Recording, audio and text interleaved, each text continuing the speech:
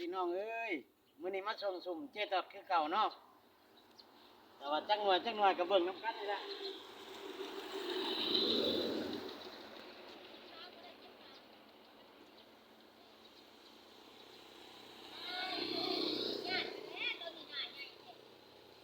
พ่อแม่สานงานไทยสาวว่าให้เฮาซะพ่อโอ้ยพอสานใหม่ๆว่ะเออเอา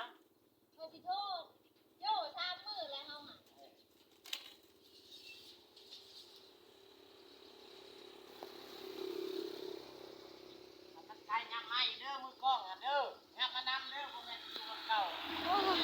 ยับออกยับเข้าเนี่ยเด้อ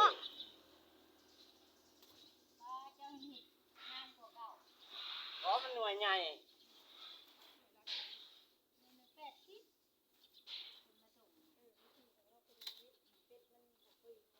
เป็นให้เห็ดงามกว่าเก่า มันเป็นน้ำไม้ได้ตอดไม้คักเขาเห็ดคักได้มันไม้บ่คักมันก็บ่คักมันเกี่ยวกับไม้พอไม้ของเขามาส่งเขาบ่ได้ไปตัดเอง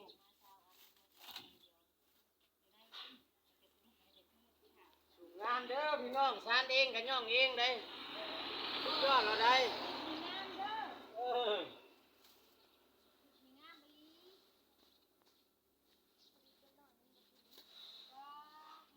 ตัวนั้นเอามาโอ้ยใครจะไปใช้เบิดเนาะโอ้ย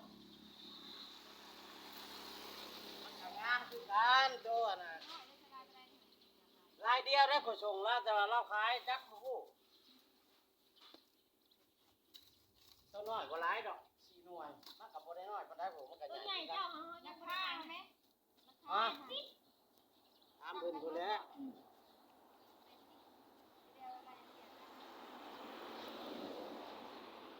ได้สุ่ม10หน่วยเนาะพี่น้องสุดนี้บ่ได้หลาย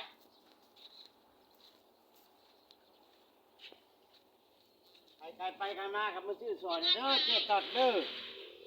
เอ๊ะ สิบ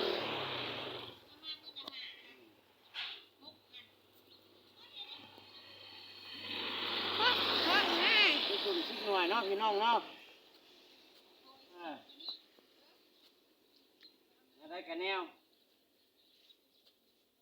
ฝากถึงพี่น้องเด้อ FC ทุกคนทั้งฝั่งซ้ายฝั่งขวาเพื่อเป็นกำลังใจให้พอเตือนคนบ้านนาอย่าลืมกดไลค์กดแชร์ให้พอเตือนคนบ้านนาเนี่ยเนาะพอมีกำลังใจเฮ็ดคลิปต่อไปมาเฮานี่ก็ถือว่าที่พวกเฮาก็หมดเท่านี้เนาะพี่น้องเนาะแล้วสบายดี